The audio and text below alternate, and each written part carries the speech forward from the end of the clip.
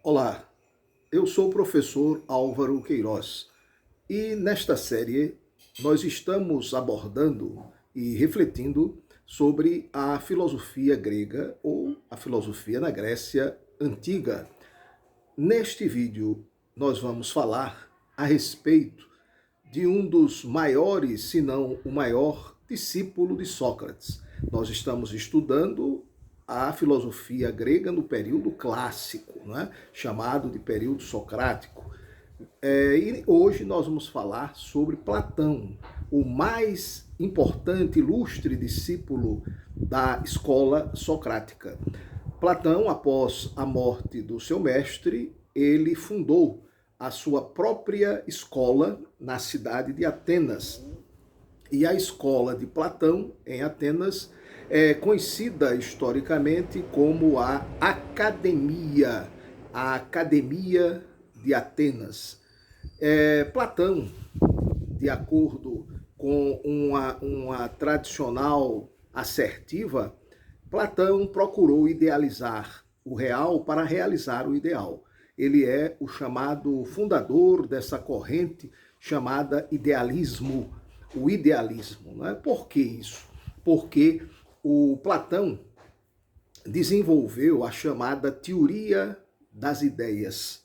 Segundo Platão, além do mundo fenomênico, do mundo real, existe o mundo ideal, que ele chamou de topos noetos, o mundo das ideias, ou a terra das ideias, no país das ideias. Esse topos noetos de Platão era o local onde estavam as ideias ou as essências perfeitas de todas as coisas existentes. Então, segundo Platão, a alma humana, pré-existente ao corpo, também vivia nesse mundo das ideias, nesse topos noetos, e lá a alma contempla essas ideias perfeitas, esses arquétipos ou essências perfeitas de todas as coisas. De tal maneira que quando a alma vem para este mundo material, fenomenal, se encarna em um corpo, ela vai, ao ver, ao contemplar as coisas, ela vai recordar, ela vai relembrar, fazer a memória da essência daquela coisa que ela contemplou no mundo das ideias. De tal maneira que, para Platão, o conhecimento humano é apenas uma reminiscência, ou seja, uma recordação.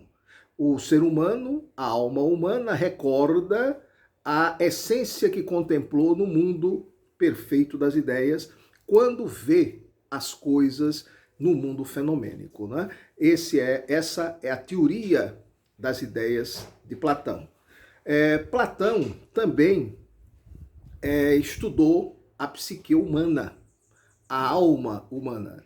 E ele dividiu a alma humana em três partes ou três dimensões.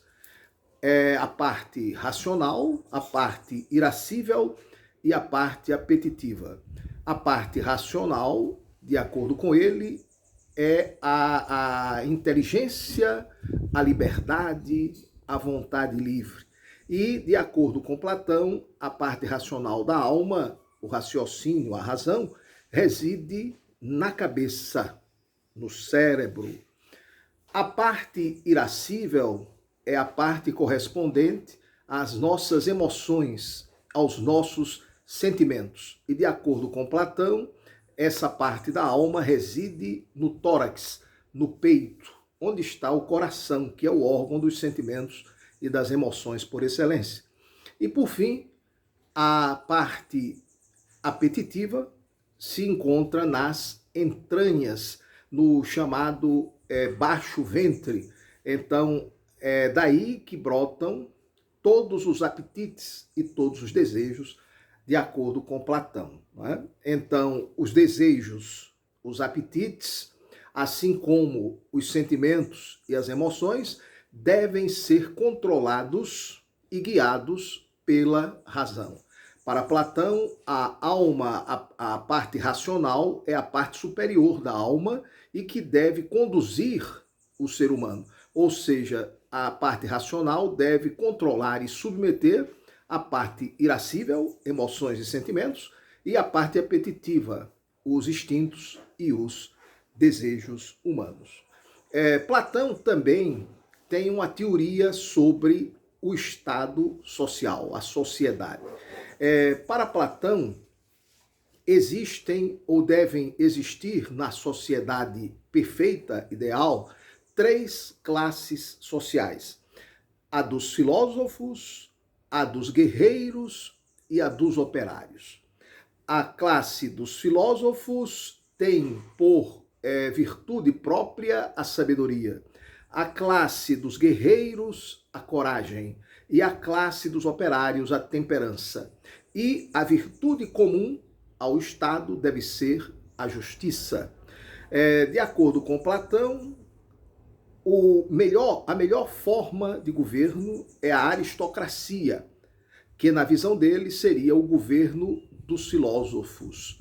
A palavra aristocracia quer dizer o governo dos melhores, o governo dos bons. E na visão do Platão, esses melhores, os bons que devem exercer o governo, são os filósofos, que seguiam única e exclusivamente pela razão.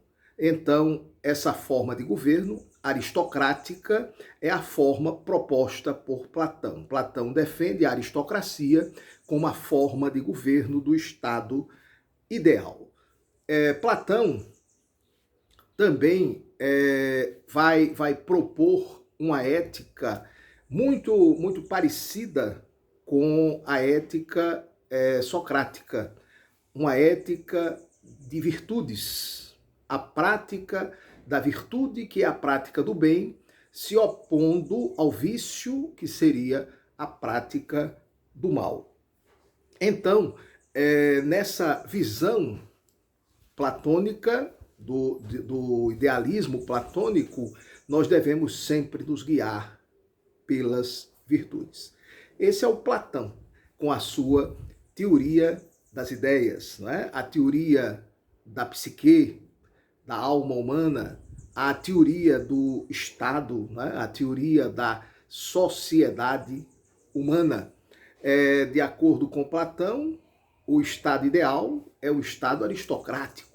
A aristocracia seria o governo dos filósofos, que seriam os melhores e mais preparados para conduzir a sociedade. Né? E essa sociedade é dividida nas 3 classes: os filósofos, os guerreiros e os operários. A virtude própria dos filósofos, repito, a sabedoria. A virtude própria dos guerreiros, a coragem. A virtude própria dos operários, a temperança. Este é o ideário deste grande pensador de Atenas, que foi Platão, o fundador da Academia de Atenas.